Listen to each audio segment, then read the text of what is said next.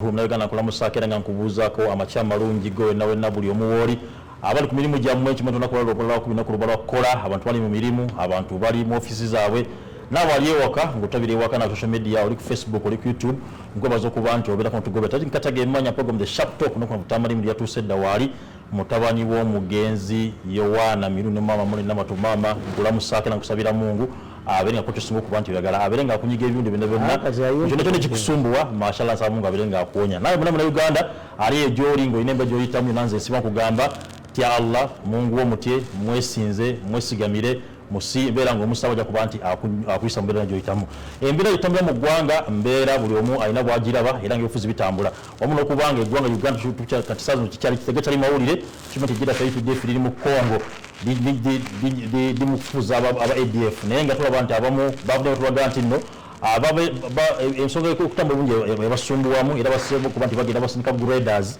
yina ezibwa nga ziggula amakubo basobola okuba nti banyenyiyitiza okuba nti otalo balulinnya ku nfe tamu n'okubanga business ku boda zonna ziri at standstill kubanga ensonga y'okuba nti bafuga z'omulabe egenda nnyo mu maaso wamu n'okuba tugenda batukuna ensonga y'okuba nti amasomero saaga tugenda tuddamu okuba nti tuggulawo mu wiiki ey'okubiri mu January abaana bagenda kuba badda ku masomero naye ebintu bingi ebyogeddwa abasomesa nabo bennyini abasinga omu profession bagivaamu ddala bali mu kuvuga boda zaabwe abalala bakrosinga bava mu nsi ya Uganda bagenda mu nsi endala twebuuza tusigalira wange eggwanga ku byenjigiriza okibanga abasomesa bennyini mimba guvuddemu abagudduse gavumenti egamba nti bewandiise online ate bagenda kusa syllabus buli kimu kikyuse ebizibu bingi wamu n'okubanga Kayunga efuuse Kayunga NUP egamba nedda Kayunga yaffe DP Kayunga yaffe buli omu NRM egamba Kayunga yaffe so obalina byagambye nti okuba otala okuba nti beddiza Buganda otandikira Kayunga tugenda tutunira awo n'okubanga President Museveni mwennyini eyalonkinga mujjukira bungi Vision 2040 naye ate yagambye yajonjika 2013 agamba nti atagikkiririzaamu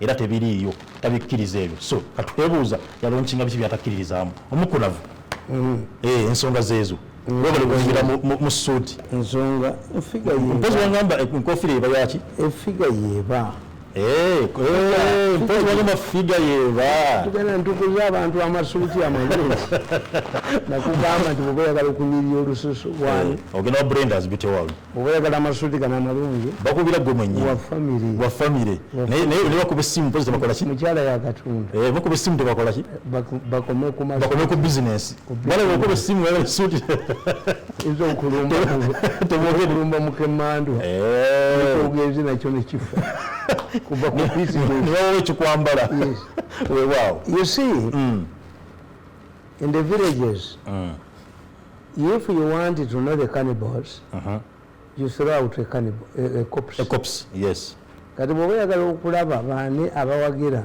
omulabe wo olutalo lutandike wetubalabiraffe tekakati otunulira monitor top ADF commander survives Congo bomb. How do they know? Normally, when they are quoting a source, an anonymous source, normally, when a commander survives, he must show himself online. Online, yeah. Kakati for abasoma ebyo netubuuza is it an old photo or current photo? Kakati pepe kubuulira why? Because tebagala kulaga success. Kakati once you throw a corpse, this one you know that you have cannibals on the village. On the village, okay. Kakati era mu monitor yomu mulimu sitole eno ekugamba lawyer petition is court over UPDF Congo raid. It cannot happen. There is no lawyer can stop even a building cannot be stopped in the progress. Okay. And a lawyer can move it. I'm not a lawyer. But I depend on history. Omugenzi Andrew Kayira ne Semogerere bawabira government ya UNRF okujjako olule mu bukyamu. They issued the government. The late Andrew Kayira and Dr. Semogerere. The case was presided over by the Chief Justice then, Wako Wambuzi. Kirunda the Secretary General of UPC urged that this man was appointed by Rule and therefore cannot preside over this case. Abalamuzi baatuula ne bakomerera nti one law is law. Okay. We cannot mix the politics in the court. To any judge aina gyava. Yeah. But we are guided by law. Yakulemeramu. Si bye bino ebya obunyeddolo ono omukazi gwe yatabula nga ne case nefiiraawo. Because these were prepared, these are remote controlled judges. Okay. The problem you have, these are remote controlled judges. They are given posts by interested parties because the president does not appoint judges. Okay. Judges from Judicial Service Commission, yes. Olunaku olumu nali ndi ne General Tafiire. General Tafiire ne mugamba temugenda yali Mr. Justice. Mugenda okuwozesa abasiraamu bangi. Why don't you appoint many Muslim judges to handle these cases? Babagenda bagamba nti mupersecuting abasiraamu. Otafiire, being a honest man, said okay, it's a good idea. Yeah. Yakubira ogolo. Namugamba nti somebody has given us an idea. That why don't you have appoint many Muslim judges to preside over these cases, because law is law. Yes. Whether it handled by a Muslim or what, Sharia tells you about Islam. I told you once you have Langa Ogole, do not be a Muslim, because Ogole, you have told the Ogole that you want to solve a problem because of his links with the opposition. You will not second any Muslim, and it happened. Yeah, solving a problem. But these are remote controlled judges. Nti how did the case ya population yakoma? Why? Omulamuzi yadduka Chief Justice. Ne bagamba waliwo inquiry. How did it end? Was it judged or not? Byakomawo mpanya ate omulamuzi ate ebikooti bitugujjeeyo. Tulina omusango Hamu gwe yawaabira bank. Yes. The argument is not that this young man's money was not stolen. They are now saying, kubanga abalamuzi njabba kubira obutambi, every judge akuwa munne. These people don't have an operation license. And we are not arguing that Hamu did not bank money. Bank money with them, yeah. Hamu banked money in that bank. Nakola auditing abamubba. Okay. Nabagamu detective yakoze mu manja. The case is moving here and there. I'm going to expose the judges. Okay. This country is ours. No, remotely.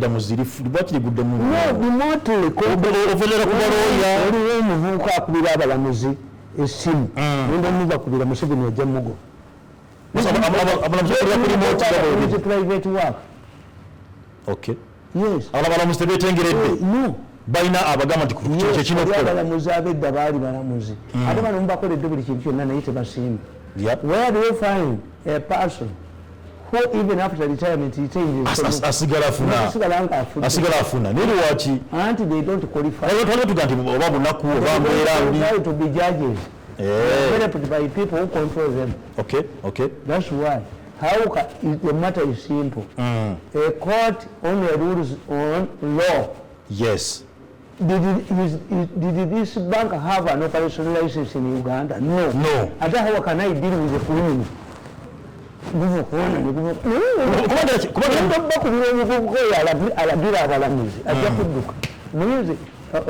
Jalango mulima yantuma amanya.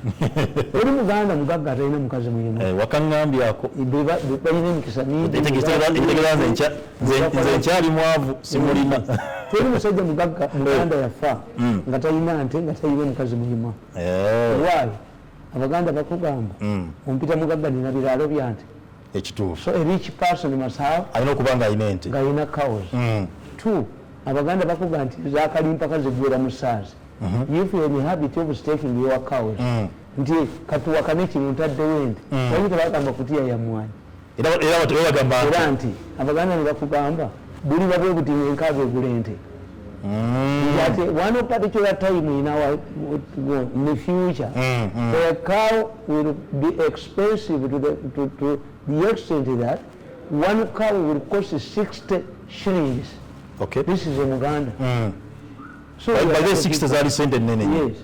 Kakati nkugamba nti bano obuzibu bwabwe they are not independent judges. Okay. Like this newspaper that carries a banner nti independent monitor. How do you know a source? Which source? So do you communicate it to the rebels? If he has survived, we have seen international terrorist organizations when he alleged that he killed their boss, the boss imagine. Until you were sent. Chitoofu. The matter back when you were sent. This way you go. Kakati nkugamba. Today was on Congo. The other day for the Congo. Yes. Iranga. But let me tell you. The Congolese government is more accurate than the Ugandan government. How?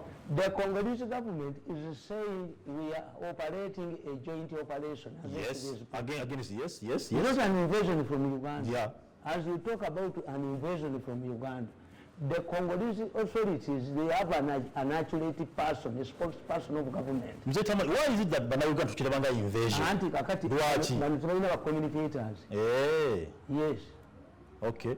Two, the Congolese are saying, abasajja batubadde bubi.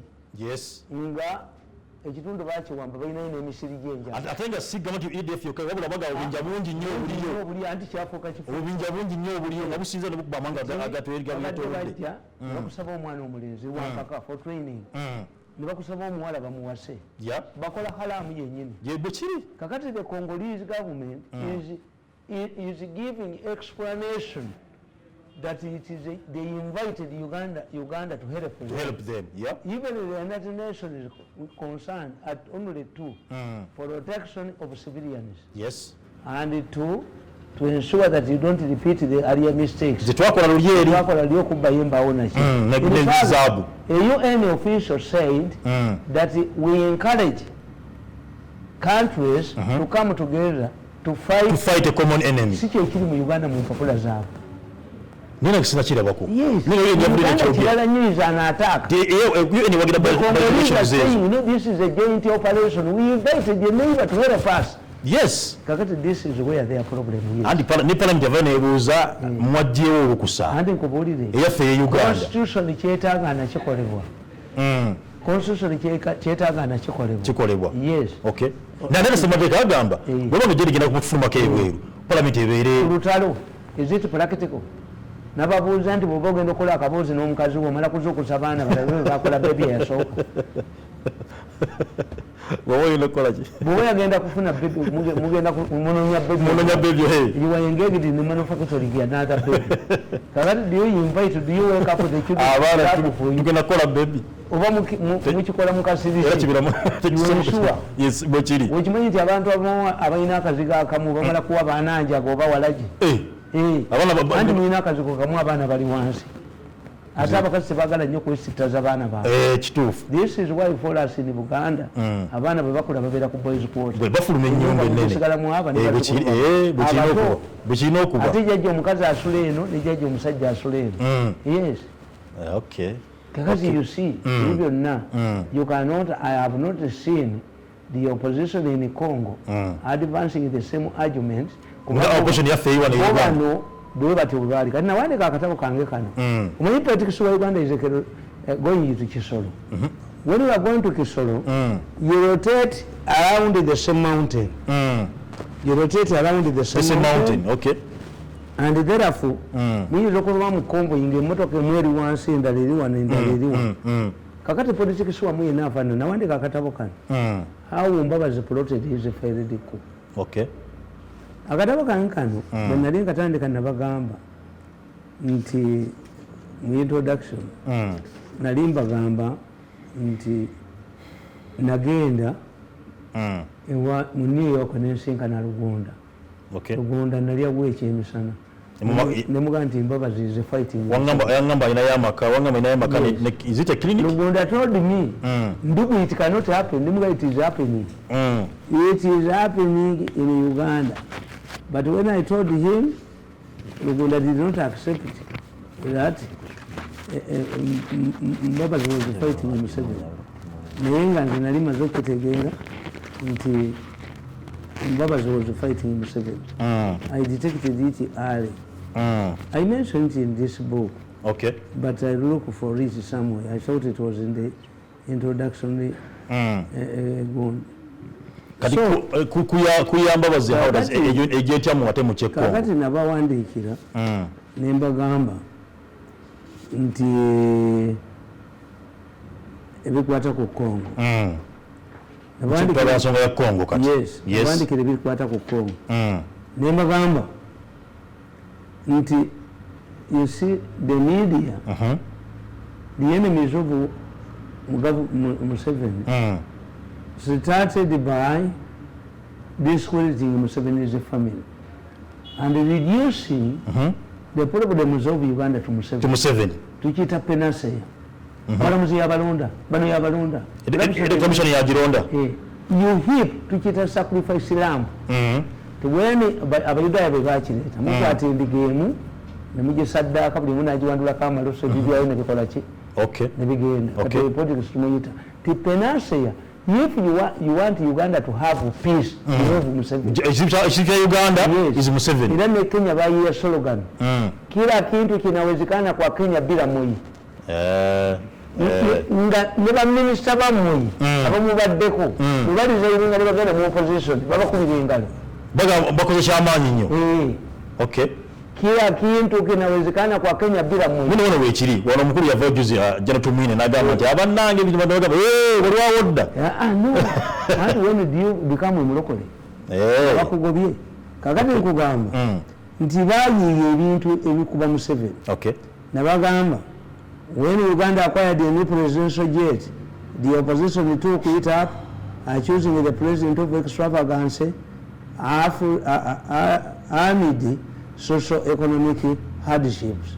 However, the president did not invade the national coffers at night, and he took the money and the aircraft acquired is a national asset. Its procurement was debated, evaluated, and approved and sanctioned by Parliament. However, the same parliamentarians who passed and approved this transaction pretended in public as if it was something strange to them. Museveni talumba national coffers nagan sente. No. Parliament ya approving. Yes. It's a national asset. You're not buying it. See, yenga like this vehicle I have. Is it mine? Let's go move and pay motor young is private. Is it private? So says the government. The moment I die, I go away. The vehicle is good. That's not my vehicle. Yes. Nagamba mu state house. Nagana okola nga twali motoka ya gold. Nagenda kutuka inga bayine motoka emu. Abakozi nona pito mwatambulira. I refuse. I cannot move with anything that. If you cannot have money to buy a vehicle for me, will you educate my children? I refuse. Buy a vehicle for me or buy wings. Okay. Okay. The tradition is the press secretary has a vehicle. A tradition. Yeah. Something done. Kakati nkugamba. Ne state house empya. Ne bagirwanyisa. State house belongs to government. Yes. See ye. Is only citizen number one is Museveni.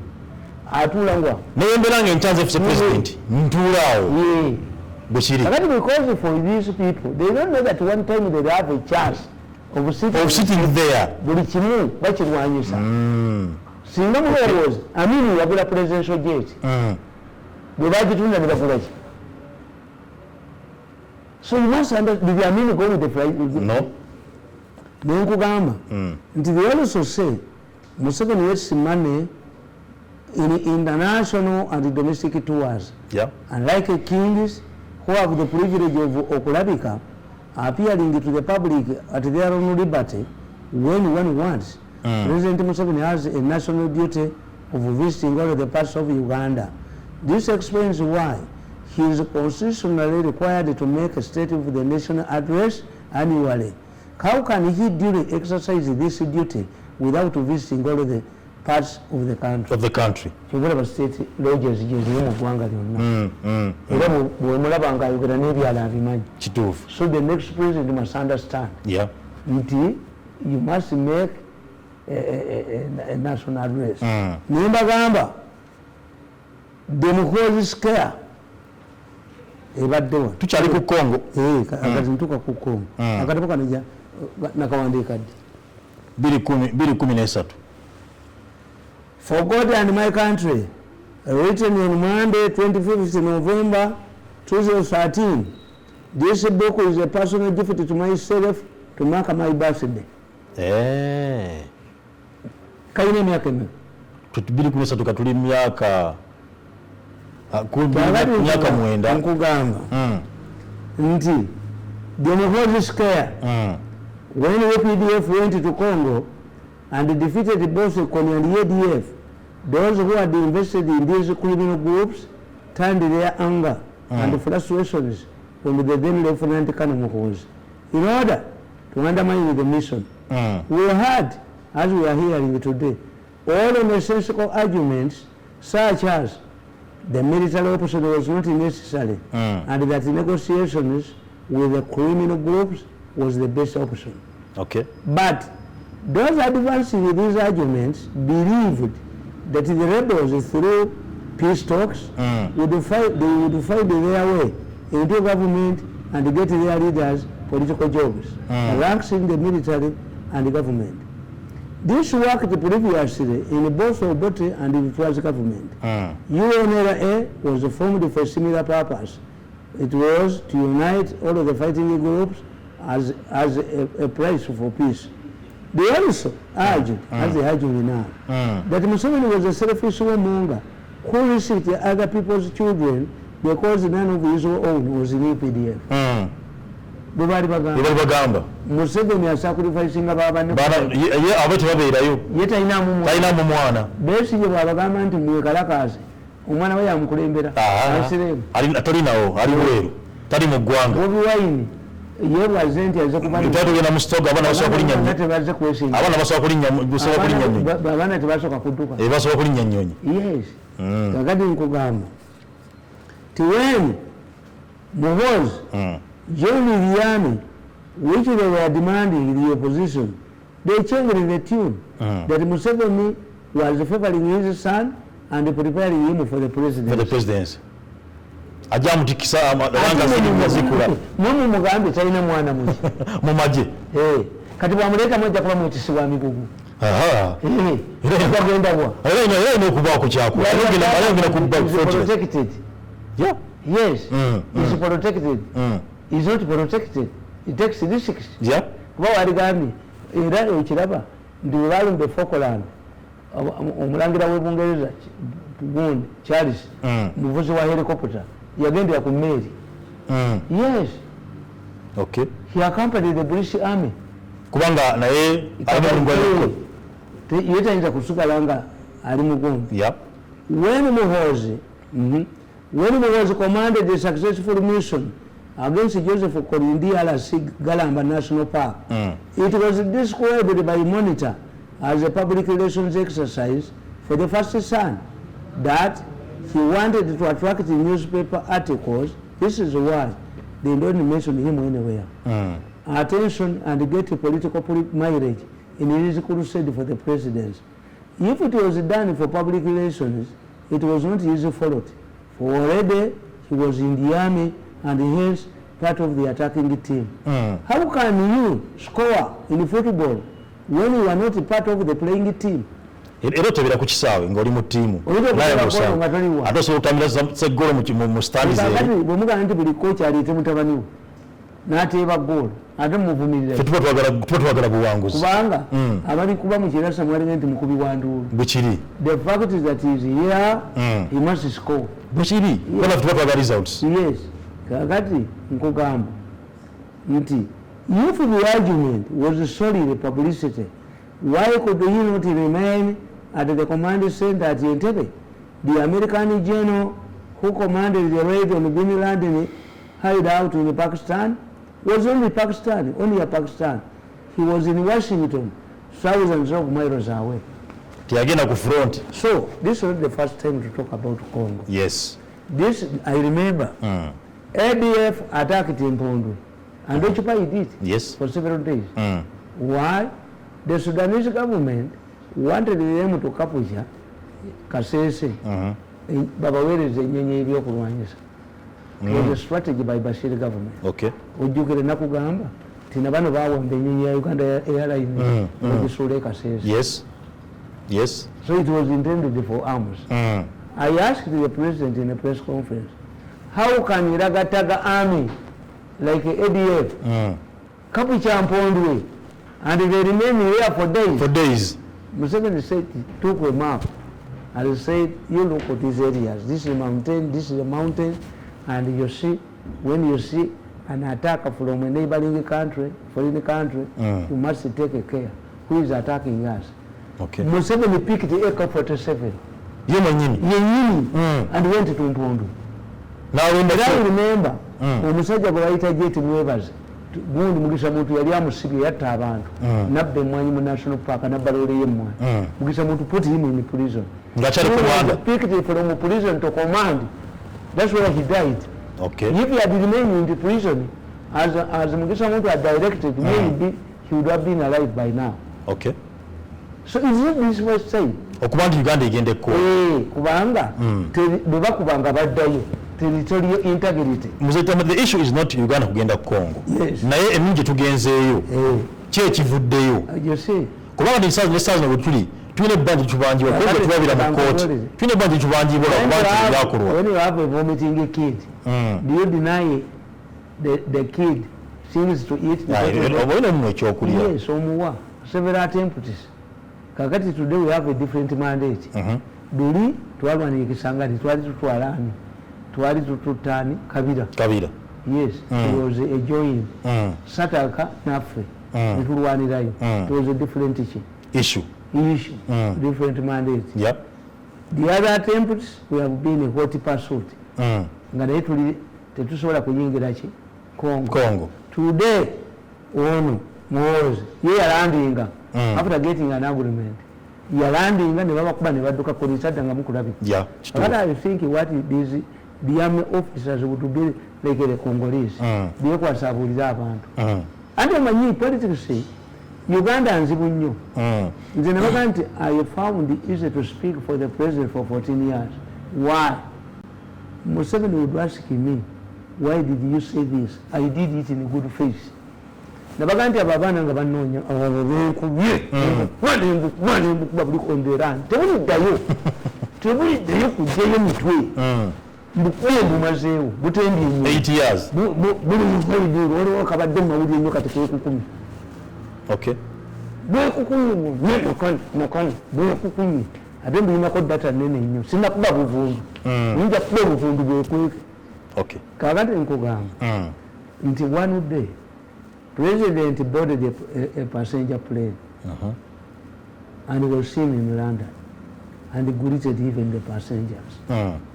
Kakati, one of the army officers in the special forces rang me and said, people have seen the president in London. Boarding a passenger plane. Now people are going to ask, we have 2 planes, we had not sold one. Yeah. But it's not going to name. Let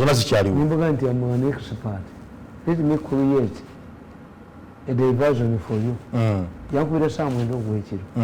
Any press secretary or spokesperson or public relations will not cover an eligible Mawuli. Okay. President Wakoza is sold an egg from his anti-Sigma. These people money.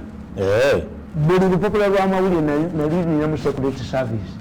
Okay. The story is going to prove my Manyako. At one time, waliwo olupapula lwa mawulire ligenda Sabasere netulabinga $1,500,000 sitole emeza fulmu baali batudde nozikimu baali batidde ozikima nga bagagenda bagenda kubakwata nembaga nti asitole yamwe tujja kufuluma mugambe nti amawulire tegafuluma. Yes, this is what a public relation yalina okukola. You must have allies in the media. Kakati nabakubira ekiro they are following there. Never nti President yajidde mu passenger plane. Why? He wanted to check the comfortability of the economic class. Why is it in the future government officials will not travel, will only travel by nzene chiyiya nekaita wao Bukenya yali ampalana ne bannawe nenyumba kuyenka abateera mu kampuni ne Bukenya mwa abasajja buno omulimu bikonde butosu okujja kunga busudde tawulo ne busasula ssente zange gutolekerawo kuba. Okay. This is boxing. Ndia nkabatiramu nyundo nkabatirini nkabatirini nkabatirini dance. Nida wambo marida wood. Total destruction. Paka bana swata wo. Kuja kunga busu different ne buza kanyuga. Sente zangu bilioni 10 ne buzija. Tukenda ne kadisa ne bukatane kadisa. Na ako katoni kakajini kakamu. We don't the first is a string of cases. Ne buja 10 billion nako nakoni. You will pay with the interest. Okay. Ngati. The president bamujuza. Bukenya mwamujuza ngata mugamba ki we are not supposed to disclose the president's whereabouts in this his life kati Bukenya yamugamba nti omusajja yawandise story naga nti wajidde mu passenger plane not knowing nti bali be bandagidde they called me at night and said they don't move at night yes and he called me and he wants you but this is night. Anybody can be anybody on the phone. I will come in the morning. I went in the morning. I found the Filias Museveni. You to disclose my whereabouts. I said how. The military contacted me and rang me and I created a diversion for you which the public has believed. What crime did I do? Okay. Were you contacted? Yes. By who? Nimumubuli senior officer and then I salute him. Namganze ne mugambi. Do you know what he said? No. Next time don't consult the lawyer, the army. The army. Do your work. Give this man unfettered access to me all the time. You? Yes. Okay. Because he helped me, but Bukenya nemuleka ate Bukenya nemuswaza nnyo. Bukenya namugamba nti Bukenya since I came to State House you are fighting me like this young man because we used to fight Museveni together. If I disclose what we are doing together bajja kusiba nengamba Bukenya nti learn from today a government is kerole nze ninako musito gwinako nti namba kegwe tulabe never fight me like this young man I'm telling him. Okay. You cannot declare war on me and my family. Not bonya bote. No sentence and so neze bampadde mu mazeewo. Total destruction. Mzee Tamale. Kalandi okutumba womba. Ensonga ya Congo. Nti bano. Uganda ni media HV tewali ayina confidence kuogera. Okay. Nti even the spokesperson of the army there was he says I have not yet briefing. The spokesperson of the army would be at the front line. The senior army okay. Would be an witness. Mzee Tamale. Buchima natwageze kulumba Congo. Buchima natwageze. Nakubadde interest yaffe. Kantu sesi. Olaba Omuganda bwagamba. Omuganda agamba nti atakwagala bwawerekera akubanja obofu buja bagira. A person who hates you. If your company is somebody who is demanding money from you. Katonda yakituwadde kibuyaga yasudde omuti. Government has realized ataba ba ADF era nze mbagamba bano ab'amagye nembaga nti UPDF ensobi gyekoze is to create an impression that is a walkover. It's not a walkover. One, we must stay there because early attempts tubadde tuvayo ne baddamu ne bali the area bajja kwekeka mu bibira bekweka babiri ekintu kyangu nnyo. Yes. The public must be informed we are ready to pay the cost. We must occupy that area. We must offer training to the Congolese soldiers. Is that why basindise guda ziberenga zigula amakulu? We must ebyo sali yabikolanga. Sali olumu baali bagayaga nti tuli wano tugenda kutuka Kinshasa. Sali used to risk. So you need to inoculate your people for bad news or for good news. This is not a walkover. This is what the Americans do. Katusabe, banagala katusabe, ekiri Congo. What if you go to Wavayo? Katula bekibadde mu Afghanistan. Immediately the American troops left. What happened? Anarchy. It's only because the Americans might have already managed, negotiated with the Talibanis. I told you that the Talibanis have learned. To talk about America 20,000 or Singapore bin Laden in the power. Okay. 2, as a state, by rules, as a state they have obligations. Katusabe ekiri mu kkolebwa Congo. Americans 20 years to live where? Afghanistan. It can take us 20 years ane mzee Tamale to leave Congo. Mission zingazi neno Tell the people mission zingazi neno zidweninga hitting and coming back. zidweninga economy y'eggwanga katusabe nti nno EPDF okubere Congo andi kankubuulire budget yaffe tebeerenga jo omanyi nabuuzizza driver wange oyo nemubuuza naye bano abasite council bamanya ekiri mu Kampala. Me, I work on the foot in the Kampala. These people don't know what Kampala means. I think Nalabye abantu nti oyinza okukeera ku makya kuwase council n'ogamba nti ngoba batembeye mu Kampala at this time ufa kati n'abasuubuzi abali mu bizibu za keedi bagambye singa kesi tegenda batembeye ku makulu mujjano bagenda kuba tebalina kusola license nabo bagenda kwedimba. They are afraid to address one issue. Namwe mu bifulumi ebweru ebyammwe bano bagenda okujjanga ebyamwe bibiri ebweru.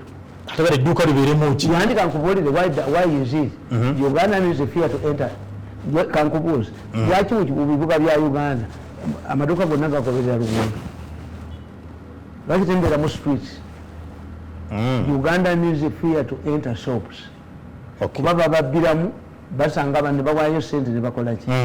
2, they are afraid to address the issue of rent. Nti basasula sente nyingi muki? Bananyini bava juza nga bagamba rent is added on kuki? Kubanga ne bana ab'ebizimbe kye baganye okubulya president. Ti 1, twewola sente at high interest rates mukuva mu banks and they pay because bank anzibi kati ngeni yabba hamu sente tina sente government yagikulopinga kuba yagakana kati ne babagamba nti buli revenue authority asasula revenue authority ayita mu your bank. That's why but musasula sente zi when harm which those all using money mu your bank it collapses. Budget balina sente wano. Kakati sente za speculation. Kyobulabe ebizimbe bya Uganda ebimu bigwa lwaki? Omusajja ono alina okuzimbako kalina waakiri bbiri abantu bayingire mu grace period asobola okuzira akasente siwongo tamu linyaleke money lenders.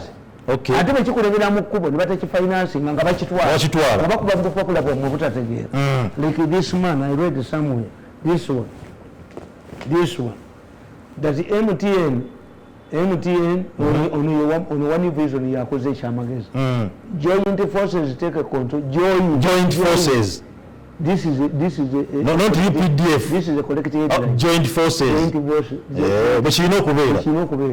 Is a joint operation. Tukijako UPDF yokaye kola. Yes, is a joint operation. Yes. These people who use UPDF wanted to create an operation. They have to be attacking the Congo. We are invading. We are likely to fail. And era bw'obagudde baga noli ajja kujja ne Rwanda will be sacked. Now this is a joint force. Kakati ono MTN officially listed on Uganda Securities Exchange.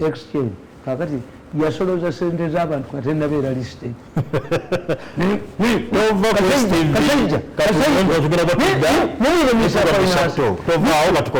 What do you do? Sajja bali wano.